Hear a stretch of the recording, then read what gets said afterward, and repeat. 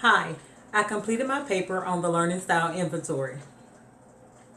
The Learning Style Inventory was created by David A. Cobb in 1971.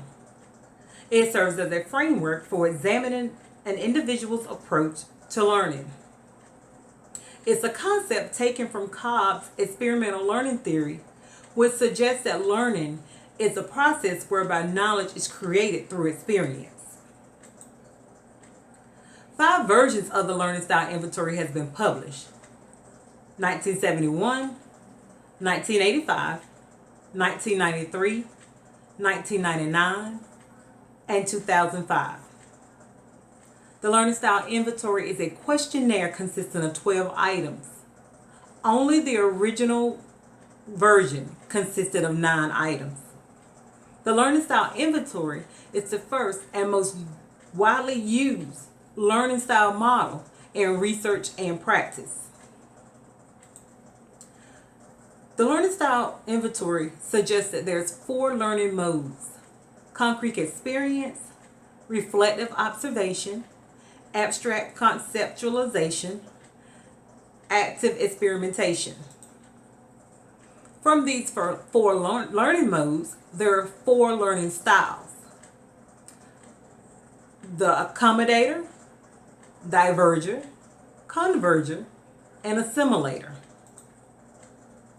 Some of the characteristics for the 4 learning styles are as follows. The diverger, those individuals, they love brainstorming. They have broad cultural interests. They're able to summarize well. They're emotional, creative, and sociable. The direct opposite of the diverger is the converger. They're task-oriented. They enjoy technical issues. They're unimaginative. They're closed-minded, and also characterized as being less empathetic. On the other end of the spectrum, you have accommodator and assimilator, which are opposites. The accommodator, those are your risk takers. They learn better through hands-on experience and are characterized as being sociable, good leaders, and spontaneous. Assimilators, they're more concerned with ideas than people. They prefer reading, lectures, and having time to think. They also believe that a theory should have logical soundness than practical value. So, my research question was, what aspect of an individual's life is not impacted by their learning style? Throughout all my research, I saw how different factors help shape and influence the individual learning style.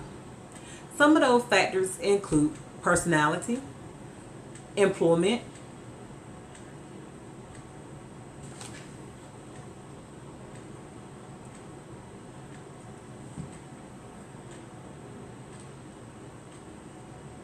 So, my research question that I proposed was, what aspect of an individual's life is not impacted by their learning style? Throughout my research, I wanted to see what was out there and what ways do our learning style help dictate what we do in life. What I found out was that there are several factors that help shape or influence our learning styles. Some of those factors are personality, educational specialization, adaptive competencies, and employment. Research shows that when they're looking at David Cobb's Learning Style Inventory, it is often compared to the Myers-Briggs type indicator. Educational specialization basically looks at the undergrad majors and how your major is shaping your learning style. For an example, people with the divergent learning style typically major in arts, English, history, and psychology, while convergers, who are the opposite of divergent, they normally major in engineering and physical sciences. People in the assimilated learning style typically major in economics, mathematics, sociology, and chemistry, while their opposites, accommodating learning style, Those individuals major in business management. Now, the adaptive competencies is basically about their skills. The divergent learning style is labeled with the valuing skills, while the convergent learning style is labeled with the decision making skills. The assimilated learning style is labeled with thinking skills, while the accommodating learning style is labeled with acting skills. When it comes to employment, individuals with the divergent learning style, they normally seek careers in the arts, social services, and communication fields. And that will link up to their adaptive competencies, because with the valuing skills, they enjoy helping others. Now, with the assimilators, they normally seek employment in the science, information fields, and the research fields. It links up to their adaptive competencies because they're the thinking skills. They like to gather information. They like building theories. So you can see the correlation between employment and the adaptive competencies. So I'm not going to go through every one of them for time's sake, but what I could not find information on was how learning styles affect interpersonal relationships. And when I say interpersonal relationships, I'm talking about when you're working in that group assignment, or you're teamed up with someone to get a task accomplished at work. Maybe even family dynamics, maybe even friendships. As one of 12 kids, I've always thought maybe I couldn't relate to one sibling with a certain topic because maybe they just didn't follow me, or maybe they just didn't get it.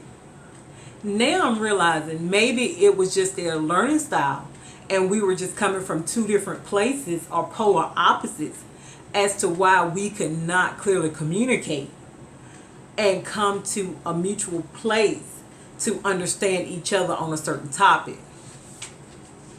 So I would like to see more research done in the future on how learning styles affect interpersonal relationships, because this could affect group work in an organization just as well as group work in a friendship or group work in a family dynamic.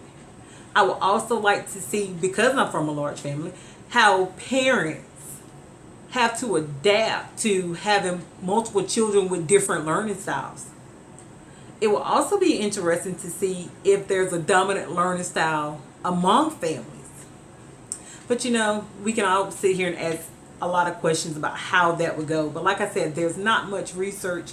I couldn't find any, so I don't know if it's just me or if I was not going in the right direction. But I would definitely like to see more research on interpersonal relationships.